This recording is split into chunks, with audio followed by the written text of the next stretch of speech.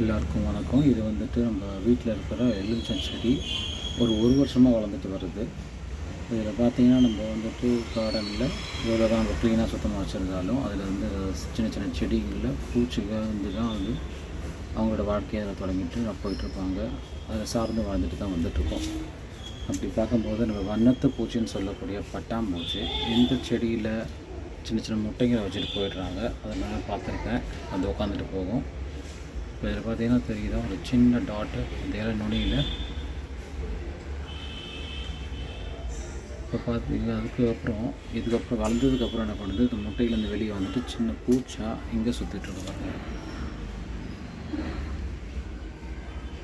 இதுக்கப்புறம் ஒவ்வொரு ஸ்டேஜை தாண்டி ஒரு ஸ்டேஜ் வரும்போது நான் என்ன பண்ணியிருக்கேன், இது மாதிரி பூச்சி வந்து வளர்ந்துட்டு ஒரு 1/2 இன்ச்சு சைஸ்க்கு இருக்கும் பச்சை கலரில்.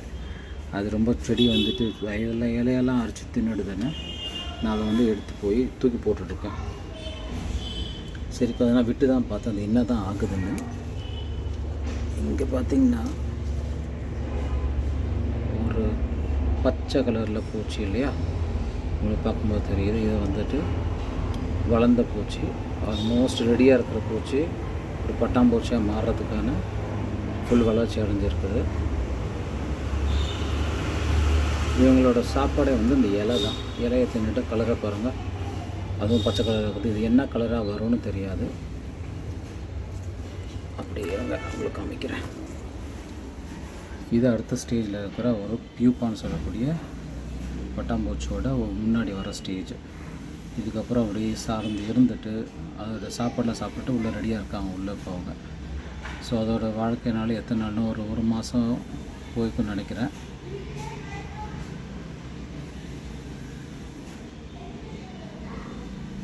இப்போ இது உள்ளே இருக்கிறது பியூப்பாக கொஞ்சம் கொஞ்சமாக வளர்ந்து அது பட்டாம்பூச்சியாக மாறும் கொஞ்ச நாளில். அது வரும்போது அவங்களுக்கு நான் வீடியோ எடுத்து போடுறேன். பட் இருந்தாலும் அந்த பூச்சை டிஸ்டர்ப் பண்ணுறதுக்குன்னு சில பூச்சிங்க அது மேலே உட்காந்துட்டு இருப்பாங்க.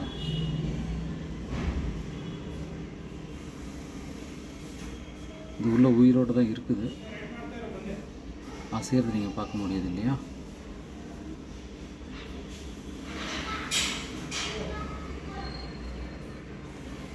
என்னமோ பார்க்கும்போது பார்த்தா ஒரு ஊஞ்சலில் படுத்துட்ருக்க மாதிரி இருக்குது. நீங்கள் பாருங்கள்,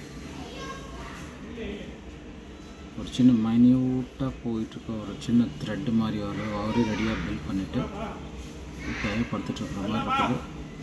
பார்க்கலாம் அது எந்த ஸ்டேஜுக்கு வளர்ந்து வெளியே வருதுன்னு. இது ஆச்சரியமாக தான் இருக்குது நமக்கு நேரில் பார்க்கும்போது. பின்னாடி காட்டில் தான் ஏதாவது வந்து வளர்ந்துட்டு நம்மக்கிட்ட வந்து பறந்து வரும்.